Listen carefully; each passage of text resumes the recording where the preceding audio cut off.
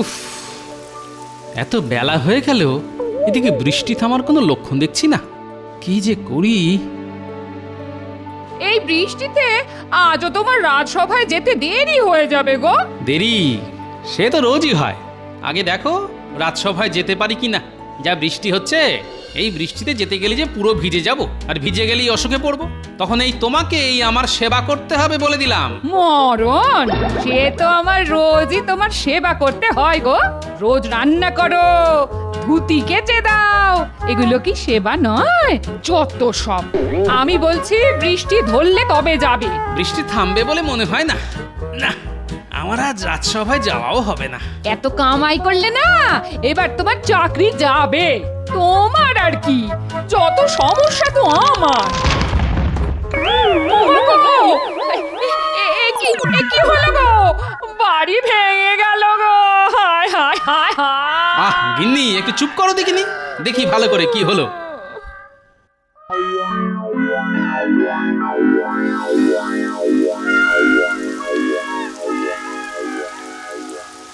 কি গো, তুমি আবার দাঁড়িয়ে ভিজছো কেন গো? এক্ষুনি ঢুকে এসো বলছি।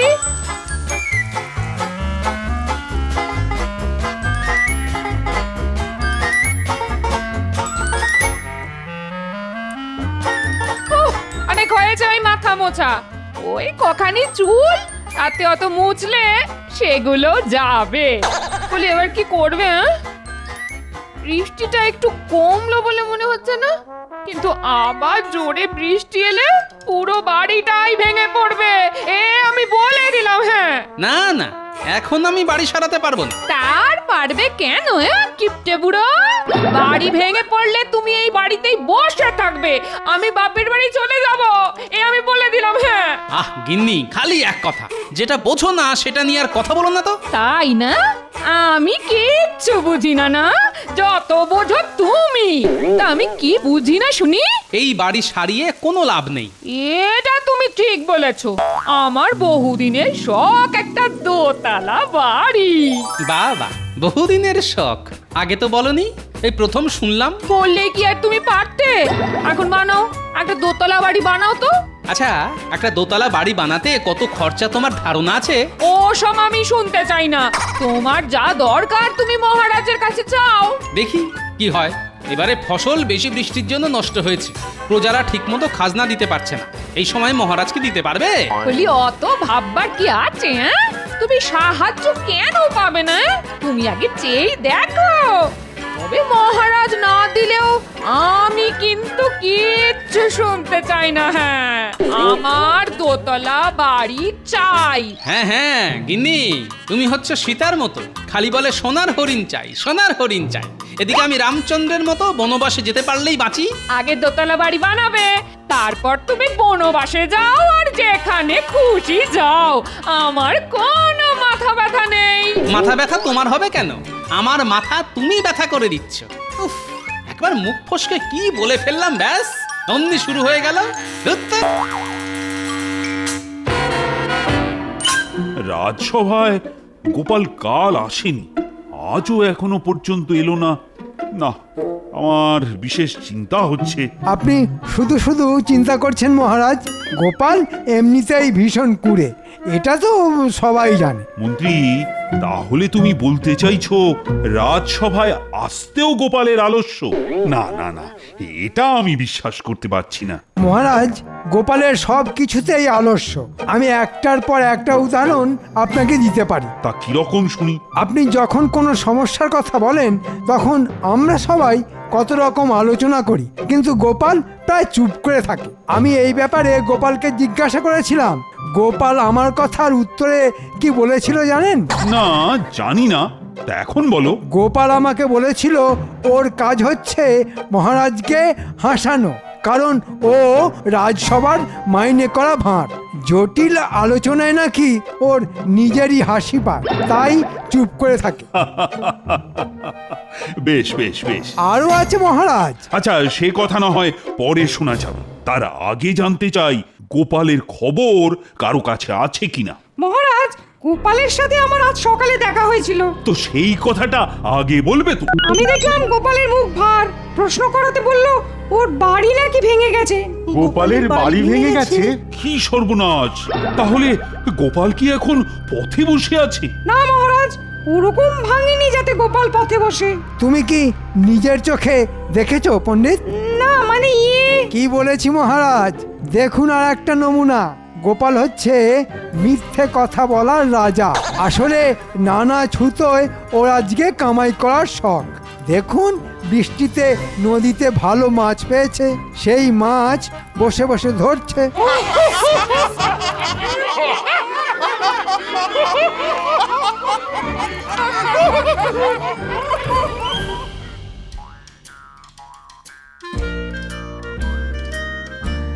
না, আজকে দেরি হয়ে গেল। মহারাজের থেকে ঠিক কতটা সাহায্য চাইবো সেই হিসাব নিকাশ করতেই বেলা হয়ে গেল। সাবধানের মার নেই মহারাজ, দেখবেন গোপাল এসেই ওর বাড়ি ভাঙার কথা বলে সাহায্য চাইবে। আহা, আগে গোপালকে আসতে দাও। তবে মহারাজ, গোপালের কুষ্ঠিতে কিন্তু আমি বাড়ি ভাঙার লক্ষণ দেখতে পাচ্ছি। আমার মনে হয় কথাটা মিথ্যে নয়, তবে এও দেখতে পাচ্ছি গোপালের কুষ্ঠিতে। আপনি বরং মহারাজের কুষ্টি নিয়ে ভাবলে আমাদের এই কৃষ্ণনগরের উন্নতি হয়। মন্ত্রী, এসেছে, গোপাল এসেছে। এই তো গোপাল।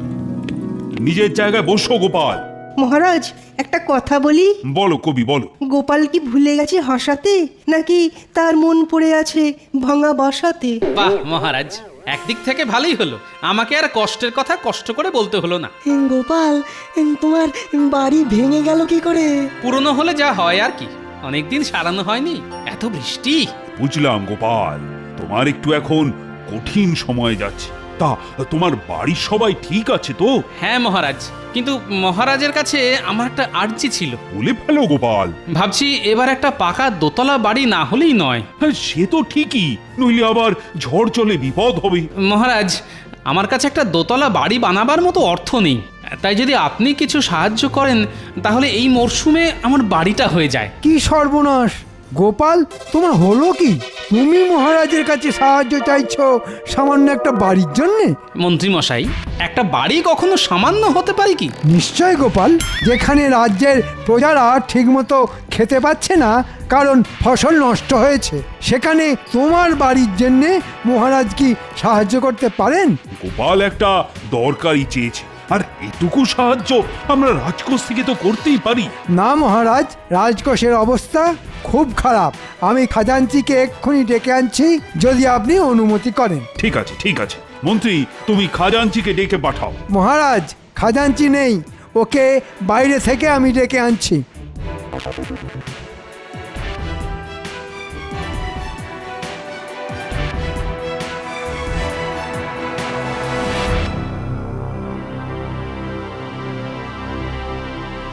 মন্ত্রী মশাই, না বলছি, আপনি আমাকে এখানে ডেকে আনলেন কেন? মানে আপনি বললে আমি সোজা রাজসভাতেই। এত কথা বলো না খাজাঞ্চি, আমি যা বলছি মন দিয়ে শোনো। গোপাল একটা বাড়ি করবার মতলব করছে, আর এটা কিছুতেই আমি হতে দেব না। আহা, আমারও একটা বড় বাড়ি হলে বেশ হয় কিন্তু। সব হবে, শুধু আমার কথা শুনে চলো। রাজকোষের অবস্থা এখন কি রকম? এইবার খাজনা আদায় ভালো মতো না হলেও এই গেলবার যা আয় হয়েছিল তাতেই আমাদের রাজকোষ এখনো ভর্তি। এর উল্টো কথা তুমি মহারাজকে বলবে।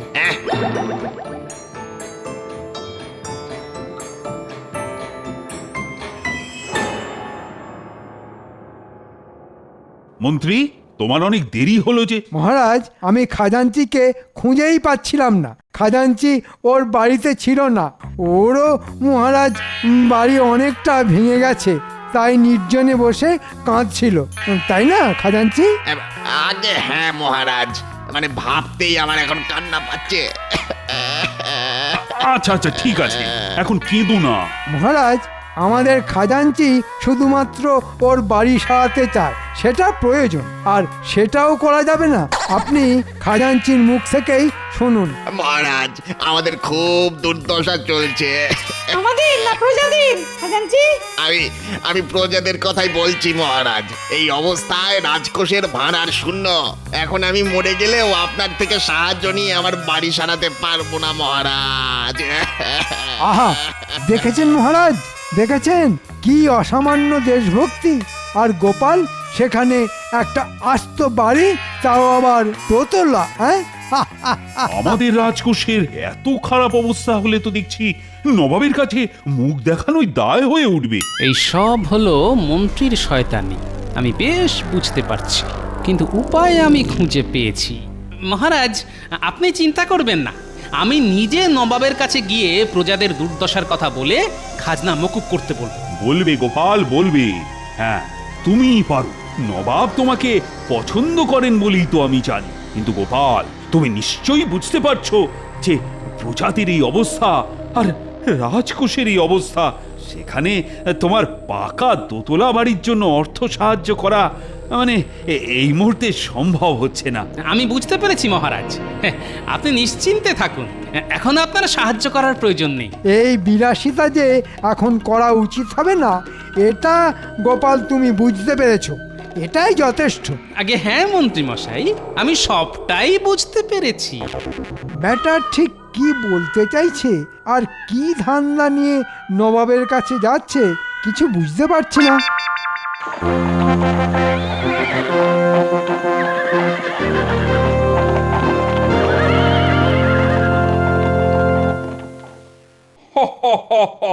গোপাল, তোমাদের রাজা কৃষ্ণচন্দ্রের এমন অবস্থা যে তোমার একটা বাড়ি করার জন্য সাহায্য করতে পারছে না। আগে নবাব বাহাদুর, কি বলবো, আপনি নিশ্চয়ই জানেন কৃষ্ণনগরে কি পরিমাণ বৃষ্টি হয়েছে, প্রায় বন্যার অবস্থা। নদীর পাড়ে অনেকের বাড়ি ধসে তলিয়ে গেছে। দুদিন পরে আমার এই মাটির বাড়িও নদীর বুকে তলিয়ে যাবে, তাই বাড়িটা করা খুব প্রয়োজন। গোপাল, তোমাকে তো আমি বহুদিন আগেই আমার দরবারে চেয়েছিলাম। তোমার মতন একজন রসিক লোকের আমার খুব প্রয়োজন। তুমি আর তোমার গিন্নি এই মুর্শিদাবাদে এসে থাকতে পারো। আগে তা হয় না নবাব বাহাদুর, কৃষ্ণনগরের সঙ্গে আমার আত্মার টান, আমার সবকিছু তো ওখানেই কিনা। আর তুমি কি না মুর্শিদাবাদে এসেছো নবাবের কাছে বাড়ি তৈরির সাহায্য প্রার্থনা নিয়ে? আমি অনেক আশা নিয়েই এসেছি নবাব বাহাদুর। তোমাকে সাহায্য আমি করতেই পারি, কিন্তু কেন করব সেটাই হলো আসল কথা। ঠিক বলেছেন হুজুর, আসল কথা হলো আমরা কেন সাহায্য করব? তোমাকে দিয়ে আমাদের কোনো উপকার কবে হয়েছে বলো? নবাব বাহাদুর, আপনি যা কিছু করবেন সেটা আমাকে ভালোবেসেই করবেন, এটাই আমার আশা। আমি জানি আপনি আমাকে নিরাশ করবেন না। বেশ, আপনার কাছে আরেকটি আর্জি আছে। আবার কি? আপনি নিশ্চয়ই বুঝতে পারছেন কৃষ্ণনগর এখন খাজনা দেবার জায়গায় নেই। বাহ, খাজনা মুকুব করতে হবে, তোমার বাড়ি করতে হবে, আর কত কি চাই তোমাদের? নবাব বাহাদুর, চাওয়ার কি কোনো শেষ আছে? তবে অন্য উপায় দেখি না যে। ঠিক আছে, ঠিক আছে, খাজনা মুকুব। আমি খবর পেয়েছি এইবার সত্যিই ফসল নষ্ট হয়েছে। একই সাথে আমার বাড়িও নষ্ট হয়েছে। তোমার একটা দোতলা বাড়ি চাই, কিন্তু গোপাল, তোমার তো বয়স হয়েছে, দোতলা বাড়ি নিয়ে কি করবে? সিঁড়ি ভেঙে উঠতে নামতে হাঁপ ধরে যাবে। আমারই হয়, আর তোমার বয়সের তো কোনো ঠিক ঠিকানা নেই। না নবাব বাহাদুর, আমার দোতলা বাড়ি চাই, সেই জন্যই আমি এত দূর চলে এসেছি। এমনি এমনি তো হবে না গোপাল, তোমার একটু বুদ্ধি খরচা করতে হবে। আমি দেখতে চাই তোমার বুদ্ধির ধার এখনো আছে নাকি সেখানে মরচে পড়েছে। যদি মরচে পড়তে দেখি তাহলে বুঝবো তুমি সত্যিকারের বুড়ো হয়েছো। কিন্তু কোনো কিছু নয় গোপাল, কোনো কিছু নয়। সত্যিকারের বুড়ো হলে তোমার আর দোতলা বাড়ি হবে না। তা নবাব সাহেব, আমাকে কি করতে হবে? তুমি যদি সিঁড়ি বা মই ছাড়া আমার দোতলা মহলের একেবারে ওপরে উঠতে পারো, তবেই একমাত্র তুমি তোমার বাড়ি করার জন্য সাহায্য পাবে। তুমি করে দেখাও, আর কোনো কথা নয়। বেশ, তাই হবে। আমি সিঁড়ি বা মই ছাড়া আপনার দোতলা মহলে উঠে যাব। এ কি, তোমার কি পাখির মতো ডানা গজাবে নাকি? আপনি প্রস্তুত থাকুন নবাব সাহেব, ওই দোতলা মহল থেকে আপনি আমার গলার স্বর খুব শিগগিরই শুনতে পাবেন। বেশ, আমি তোমার গলার স্বর শোনার অপেক্ষায় রইলাম।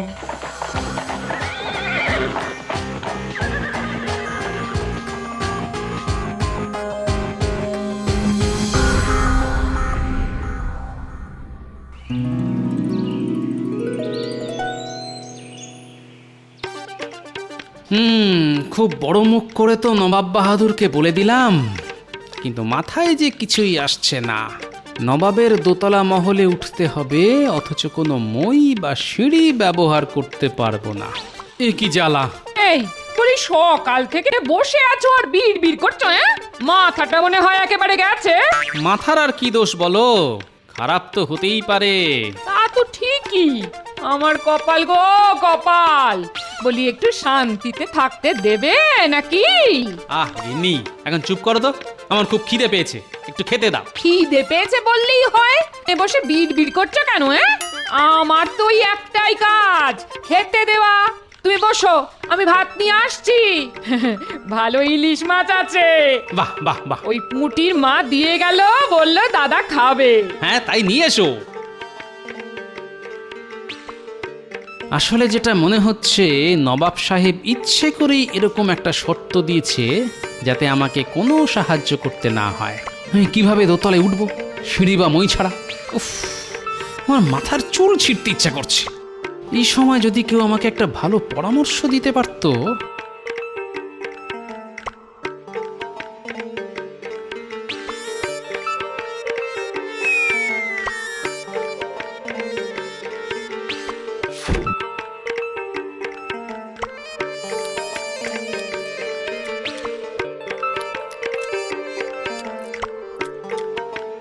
আরো একটা মাছ দাও দেখি, আর কয়েক হাতা ভাত দাও। বাবা, লোকের মুখে শুনি বয়সকালে খাওয়া কমে যায়, এর দেখি উল্টো। যতদিন যাচ্ছে তত খাওয়া বাড়ছে, বেড়েই যাচ্ছে। খেতে হবে না, কত চিন্তা আর পরিশ্রম বলো তো আমার। পরিশ্রম করলেই আমার খিদে বেড়ে যায়, বুঝলে? কি ছাইপাঁশ বসে বসে চিন্তা করছো আর বলছো কিনা পরিশ্রম করছো? তোমার কোনো কাজ নেই, সারাদিন ঝুড়ি ঝুড়ি খাও আর হাতির মতো ভুঁড়ি বাড়াও। কি বললে গিন্নি? হাতি? বাহ গিন্নি, তোমার জবাব নেই। আমলো যা, হাতির কথা শুনে এত আনন্দ হলো কেন? ভীমরতি একেই বলে। ওর নাম কি মাহুত? নাম ওর চঞ্চল, কিন্তু কিন্তু ও খুব শান্ত হাতি, যা বলি তাই শোনে। বাহ, তাহলে তো বেশ। এই শোনো, মুর্শিদাবাদ যেতে হবে, বুঝলে? অনেকটা দূরের পথ। তা তোমার চঞ্চল শান্ত থাকবে তো? আগে উপযুক্ত পারিশ্রমিক পেলে চঞ্চল শান্ত থাকবেই। হ্যাঁ হ্যাঁ, বুঝেছি বুঝেছি। আগে চলো, ঠিক মতো থাকলে পারিশ্রমিক নিয়ে চিন্তা করতে হবে না। আজ্ঞে হুজুর, যথা আজ্ঞা।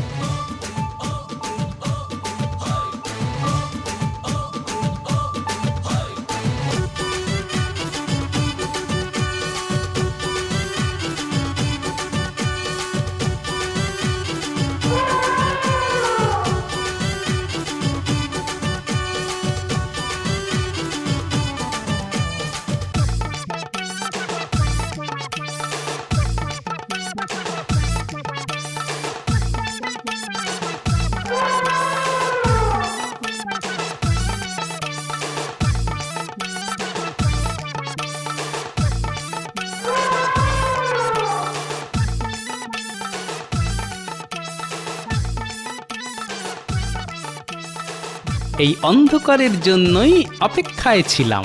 চল রে চঞ্চল, আস্তে আস্তে ওই দোতলা মহলের পিছনে গিয়ে দাঁড়াই।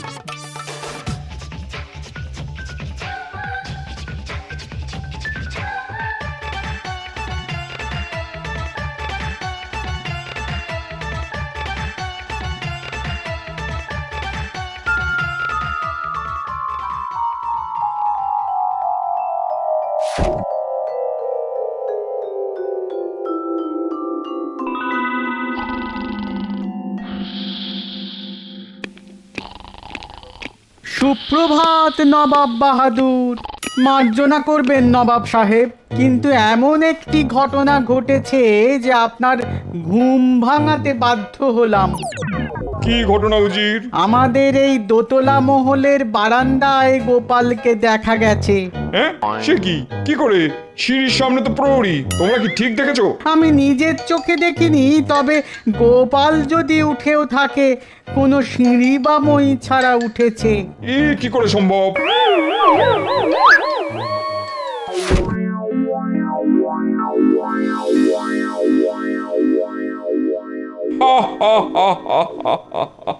কেউ নেই উজির, আগে যে গুজব ছড়াচ্ছে তার আমি গর্দান নেবো। নবাব বাহাদুর, তাই তো, টুকি কিন্তু গোপালেরই গলার স্বর, টুকি। কিন্তু ওকে দেখা যাচ্ছে না কেন? ভূত নাকি? নবাব বাহাদুর, টুকি উজির, শিগগিরই খবর নাও গোপাল মরে গেছে কিনা। গোপাল, টুকি। গোপাল, গোপাল তুমি কোথায়? তোমাকে দেখতে পাচ্ছি না কেন? যদি মানুষ হও তাহলে সামনে এসো, আর যদি ভূত প্রেত অন্য কিছু হও তাহলে এক্ষুনি চলে যাও। না শুনলে নবাব সাহেব, ভূত হলে তো গর্দানও নেওয়া যাবে না। হ্যাঁ হ্যাঁ নবাব বাহাদুর, আমি মানুষই আছি বটে। তুমি উঠলে কি করে? চঞ্চল,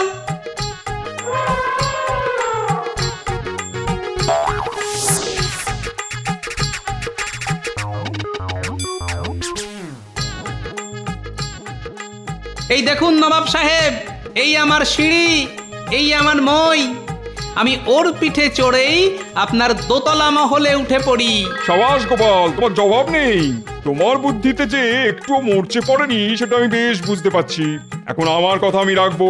তোমার দোতলা বাড়ি করার জন্য যতটা সাহায্য প্রয়োজন সেটা আমি দেবো। আপনাকে অনেক ধন্যবাদ। সবাই বলো নবাব বাহাদুরের জয়। না গোপাল, এটা তোমার বুদ্ধির জয়। জয় গোপালের জয়, জয় গোপালের জয়।